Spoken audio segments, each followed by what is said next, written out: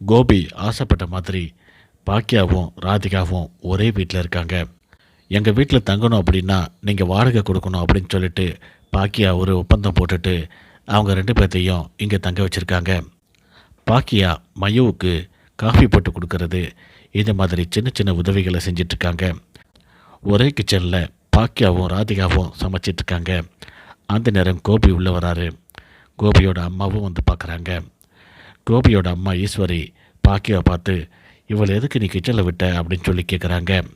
நான் ஒன்றும் சும்மா நம்ம வீட்டில் இருக்க வைக்கலத்த, இதுக்கும் சேர்த்து நான் பணம் வாங்கியிருக்கிறேன், மாதம் மாதம் வாடகை எனக்கு வந்துடும் அப்படிங்கிற மாதிரி பாக்கியா சொல்கிறாங்க.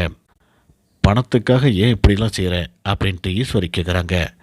பணம் தானத்தை எல்லாமே, பணமும் நமக்கு தேவையில்லையா அப்படின்ட்டு பாக்கியா சொல்கிறாங்க.